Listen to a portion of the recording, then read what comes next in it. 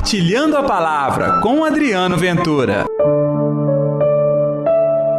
Para os homens isso é impossível, mas para Deus tudo é possível. Olá, gente, tudo bem? Terça-feira, 18 de agosto. Está no ar o programa Compartilhando a Palavra comigo, Adriano Ventura. Que felicidade levar até você o Evangelho de hoje, que está em Mateus capítulo 19, versículos 23 ao 30. Mas eu tenho um pedido. Não deixe de divulgar o nosso programa, seja aqui na Rádio América ou mesmo nas redes sociais. Divulgue o nosso programa no YouTube, no Spotify. Estando por lá, você pode fazer a avaliação. Eu recomendo as 5 estrelas, deixar o seu comentário, dar like, enfim. Tudo isso para que mais pessoas tenham acesso à palavra de Deus. Vamos então ao texto de hoje? O Senhor esteja convosco, Ele está no meio de nós. Proclamação de Jesus Cristo segundo Mateus. Glória ao Senhor. Naquele tempo, Jesus disse aos discípulos: em verdade vos digo, dificilmente um rico entrará no reino dos céus. E digo ainda, é mais fácil um camelo entrar pelo buraco da agulha do que um rico entrar no reino de Deus. Ouvindo isso, os discípulos ficaram muito espantados e perguntaram: então quem pode ser salvo? Jesus olhou para eles e disse: para os homens isso é impossível, mas para Deus tudo é possível. Pedro tomou a palavra e disse a Jesus: vê, nós deixamos tudo e te seguimos. O que havemos de receber?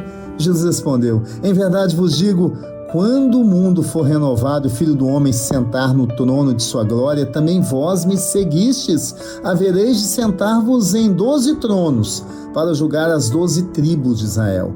E todo aquele que tiver deixado casas, irmãos, irmãs, pai, mãe, filhos, campos, por causa do meu nome, receberá 100 vezes mais e terá como herança a vida eterna.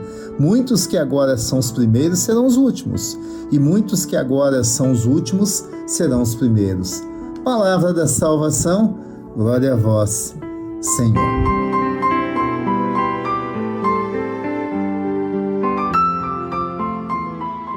Você me acompanhou no Compartilhando a Palavra ontem? Então percebeu que nós vimos um jovem aproximar-se de Jesus perguntando o que deveria fazer para alcançar a vida eterna. Ele cumpria os mandamentos, mas quando Jesus pediu que repartisse seus bens com os pobres e os seguisse, foi embora triste porque possuía muitas riquezas. Hoje a conversa continua. Depois que aquele jovem se afasta, Jesus olha para os discípulos e faz uma afirmação forte, viu? Dificilmente um rico entrará no reino dos céus. E acrescenta uma imagem que atravessou séculos. É mais fácil um camelo entrar pelo buraco da agulha do que um rico entrar no reino de Deus.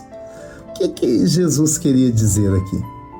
Primeiro, precisamos entender que Jesus utiliza aqui uma hipérbole, ou seja, um exagero proposital, muito comum na linguagem semítica, justamente para causar impacto nos ouvintes.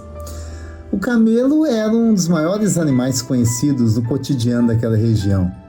Já o buraco da agulha era minúsculo. Então aqui Jesus coloca lado a lado duas realidades absolutamente desproporcionais. Como que nós podemos colocar um camelo no buraco da agulha? Mas eu quero dizer não somente da agulha. Na entrada de Jerusalém tinha uma pequena porta chamada Buraco da Agulha, pelo qual um camelo só conseguia passar ajoelhado depois de retirar sua carga. E aqui eu quero contar uma coisa para você que está me ouvindo, uma alegria. Eu tive a honra de conhecer esse local, numa das entradas de Jerusalém. Realmente é interessante quando a gente pisa na Cidade Santa, como a gente diz, e conhece de perto algumas coisas que Jesus usou de exemplo. Pois é uma imagem bonita. Nós não temos, inclusive, evidências sólidas que Jesus estivesse falando da porta com esse nome. Pode ser que ele estava falando simplesmente do buraquinho na agulha de costura.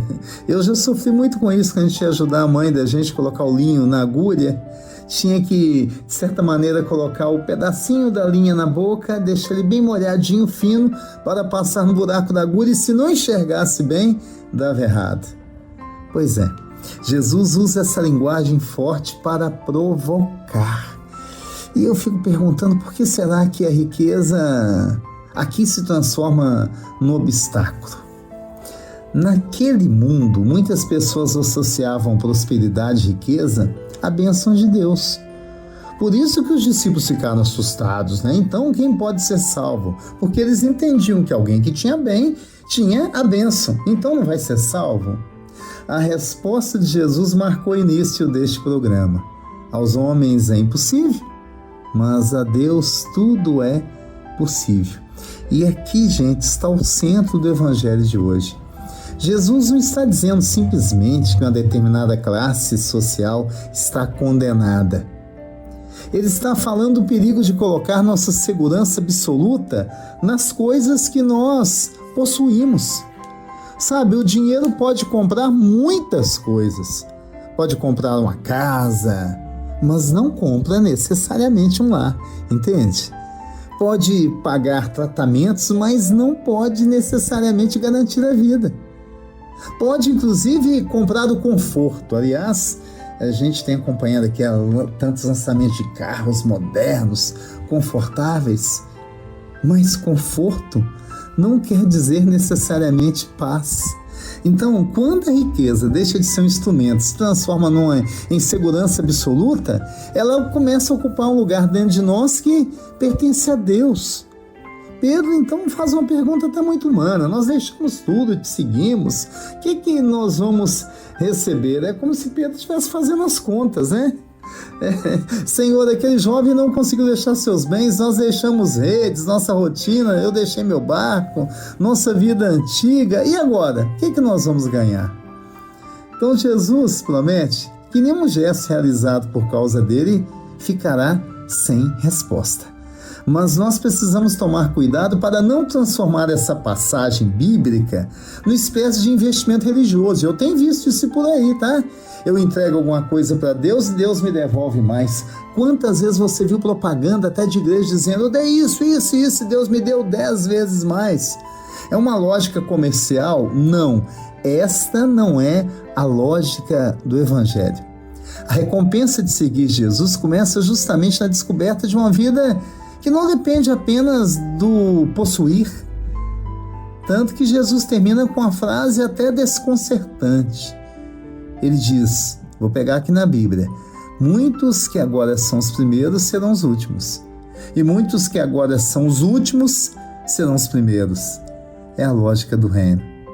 O mundo costuma perguntar quanto você tem, qual é o seu cargo, qual é a sua influência, quantas pessoas você conhece.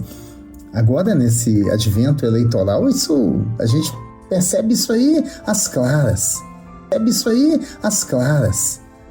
Mas Jesus pergunta: quanto você ama? Quanto você partilha? Quanto você serve? Onde está o seu coração? Existe, então, uma ligação muito bonita entre o evangelho de ontem e de hoje, até porque é a continuação do texto de Mateus.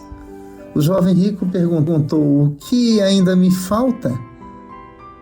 Hoje Jesus nos ajuda a perceber que talvez não nos falte possuir mais, nos falte ser mais livres, porque possuir não é necessariamente o problema. O problema começa quando aquilo que possuímos passa a nos possuir. Comentei isso ontem. Essa riqueza nem sempre é dinheiro. Podemos estar presos ao nosso orgulho, ao poder do reconhecimento. A pergunta dos discípulos: quem poderá salvar-se? Vem ante a resposta de esperança de Jesus: para Deus tudo é possível.